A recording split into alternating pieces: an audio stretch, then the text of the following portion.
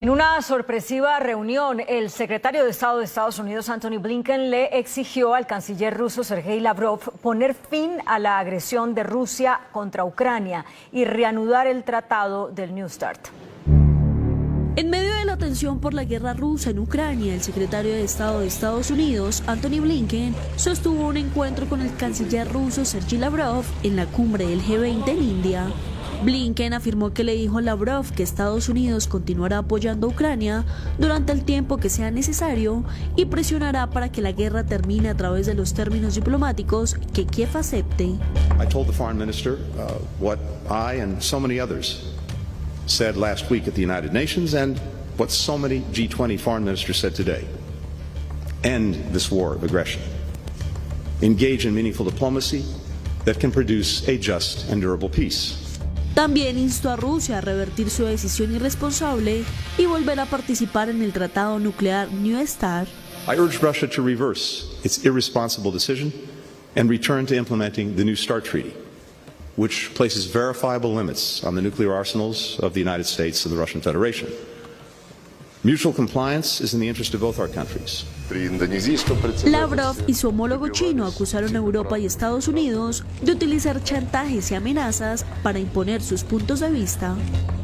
El jefe de inteligencia militar de Ucrania dijo que se avecina una batalla decisiva que podría ser la última antes del fin de la guerra.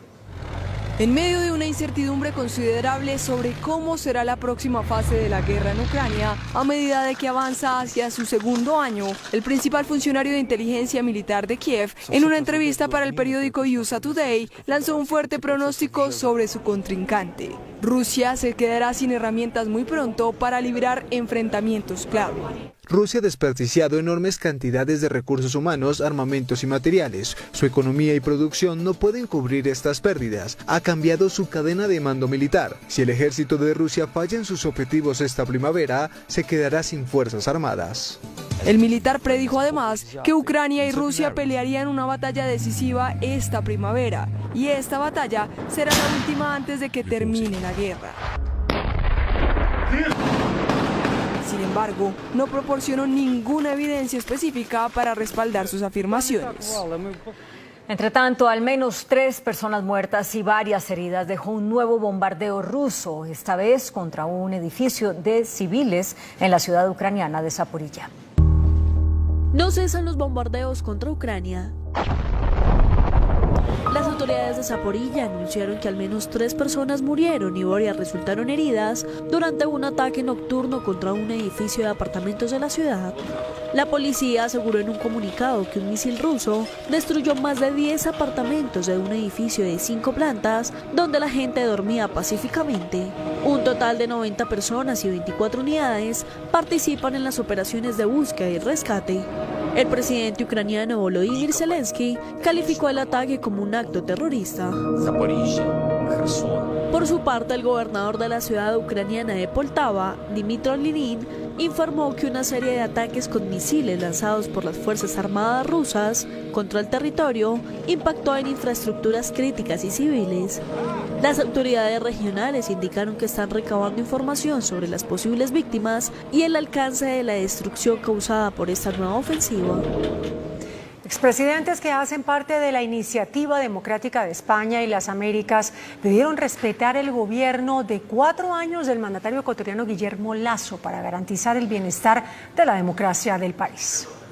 A través de un comunicado, 26 ex jefes de Estado y de Gobierno, entre ellos César Gaviria, Álvaro Uribe Vélez e Iván Duque de Colombia, que hacen parte de la Iniciativa Democrática de España y las Américas, se declararon preocupados y emitieron una alerta por los impulsos que hay en Ecuador para destituir al presidente Guillermo Lasso. En el documento, los exdirigentes piden respetar y cumplir los periodos para los que fueron elegidos los presidentes, así como abogar por el principio de la alternabilidad en el ejercicio del poder por ser consustancial a la democracia y al Estado de Derecho, y manifiestan que no conviene la inestabilidad política que suele ocasionar el reemplazo intempestivo e injustificado del presidente de la República. Dados estos argumentos, piden a todos los sectores como partidos políticos, a la Corte Constitucional y ciudadana ciudadanía que se respete el periodo constitucional para el cual fue elegido el presidente Guillermo Lasso. Por otra parte, una comisión legislativa de Ecuador que investiga supuestos actos de corrupción que involucran a un círculo cercano del presidente Lasso recomendó el enjuiciamiento político de censura al mandatario. Los parlamentarios investigan un presunto desvío de fondos en empresas públicas donde aparecen los empresarios Danilo Carrera, cuñado del mandatario ecuatoriano, y Rubén Cherres, un hombre cercano al oficialismo vinculado a una red de narcotráfico.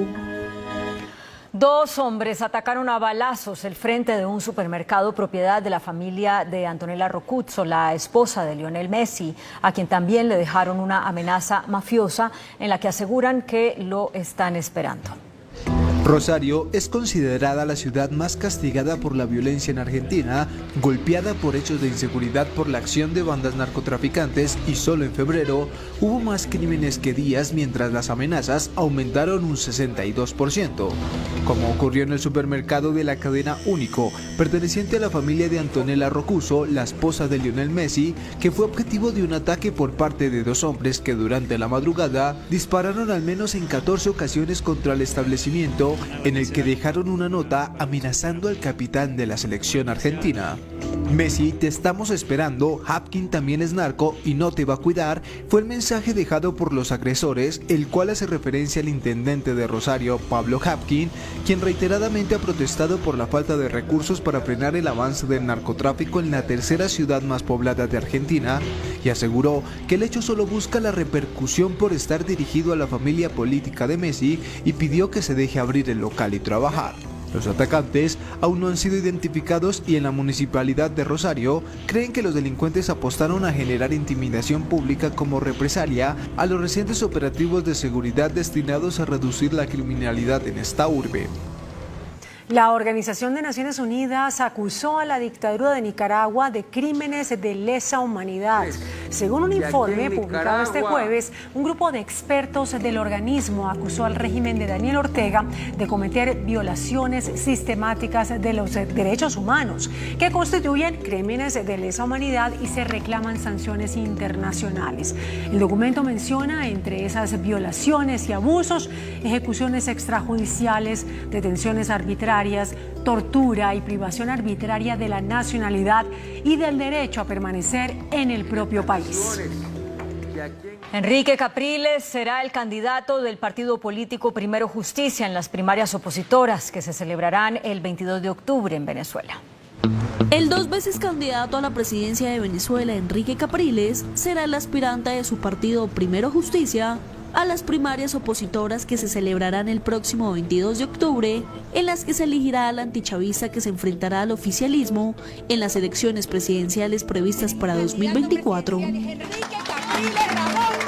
Sin embargo, Enrique Capriles, que enfrentó al fallecido expresidente Hugo Chávez y después a Nicolás Maduro, está inhabilitado para ejercer cargos políticos, un tema en la agenda del lento proceso de negociación entre el gobierno y la oposición en México.